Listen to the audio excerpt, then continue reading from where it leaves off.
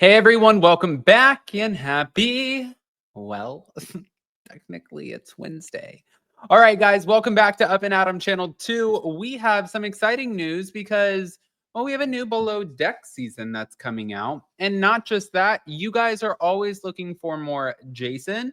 And I appreciate you guys for that. I love that. But Jason is coming on with hopefully cameos from Josh. I know that if you guys watched Anchor Watch, Josh always he needed a specific time too because Josh is very busy.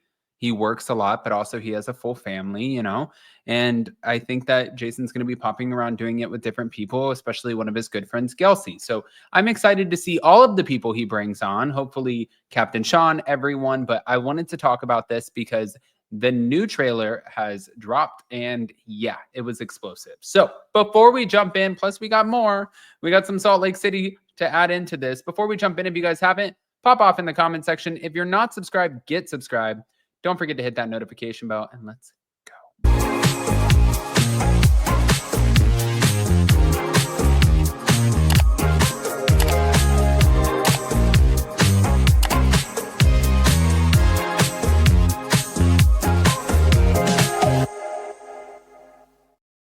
All right, guys, so this trailer, holy cow, Captain Kerry is back, as you can see, and a few other familiar faces, but we have canceled charters, fired crew members, which we always have, boat manses, which I always call show manses. It just seems like it's actually, to be fair, really insane.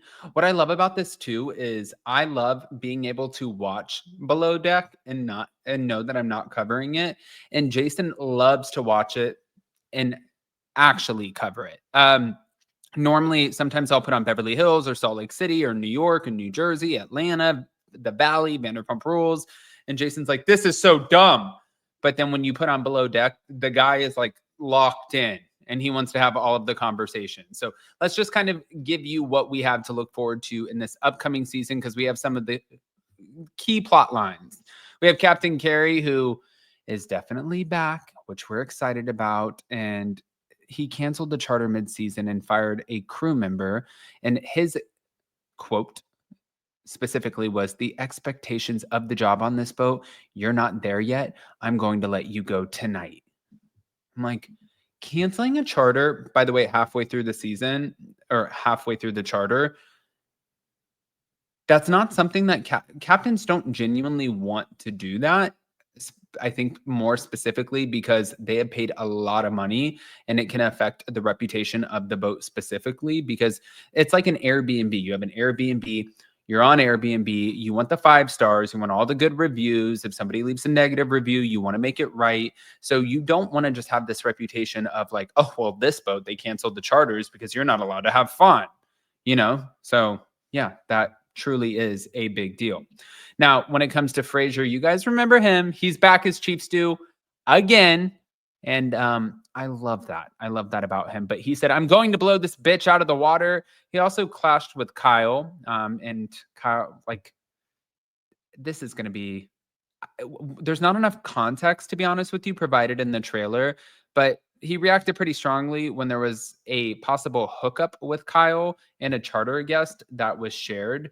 And you can see where he's like, that is not okay. Hannah Fraser, thank you. Hannah Ferrier, she ended up getting in trouble because she got caught having communication on an iPad with one of the charter guests where they were like, oh, this is so taboo. But yet, that's what happened. So we know a few things are no-nos.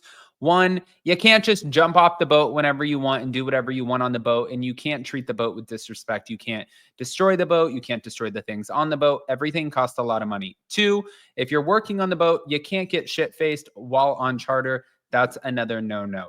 3, you can't sit there and hook up with guests on the boat. That's also a no-no because that violates whatever you're supposed to honor as far as your like code of professionalism.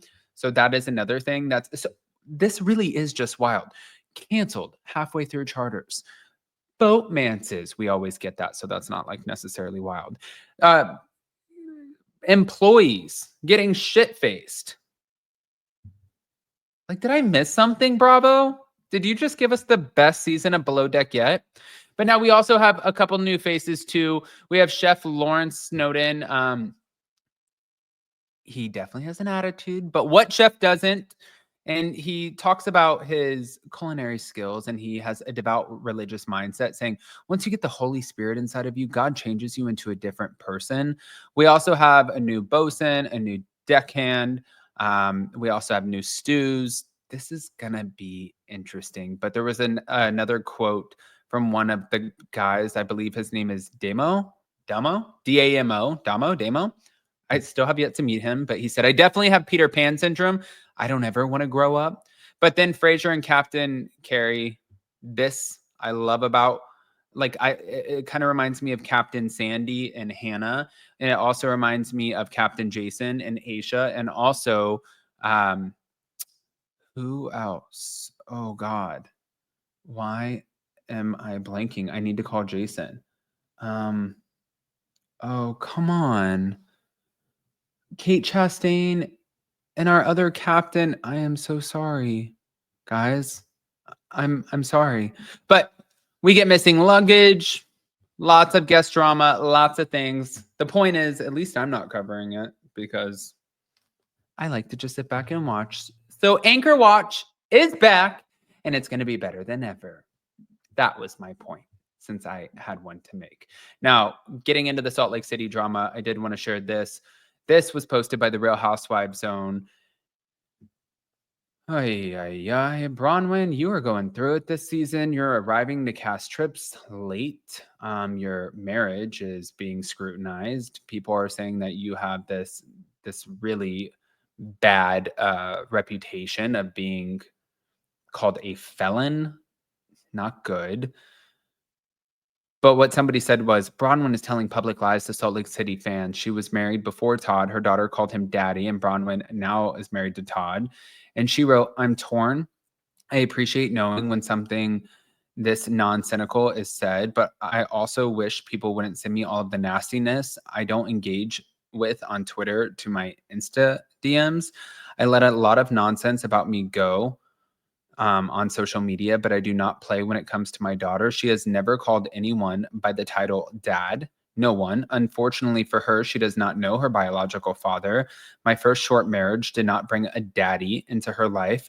For years before that marriage and for years after, it was only us two. And since then, Todd is the closest thing that she has. Moving on. Said, I am disgusted and done with people discussing my daughter, my ill-advised brief marriage, which I have always referenced in many public Q&As and never hidden, to this man does not make him Gwen's father. A photographer mistakenly listed him as her daddy on the social media post years ago, and that does not make him her father in any way. She called him by his first name. He was never a father figure to her. It's pathetic that people continue and make my child, who has no social media and rarely films, a point of discussion, especially trying to speak for her about a subject like family. Am I shocked that she's protecting her daughter? No. I mean, she signed up for it. Here's the thing too, like, you signed up for it. So if you do have a criminal background or you do have charges or whatever, and that comes out, you did sign up for that. That's going to come out, and people are going to put that on blast. People are going to blast you for it. That is one thing.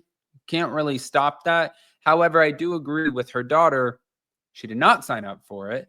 And I know that her daughter is an adult now. So yes, sure, she is an adult. She's not a child, but she's not putting herself in the forefront. It's not like Teresa and Gia's doing confessionals. And when people are like, don't talk about Gia, there was like this point of discussion where people were like, wait a minute, she's doing confessionals.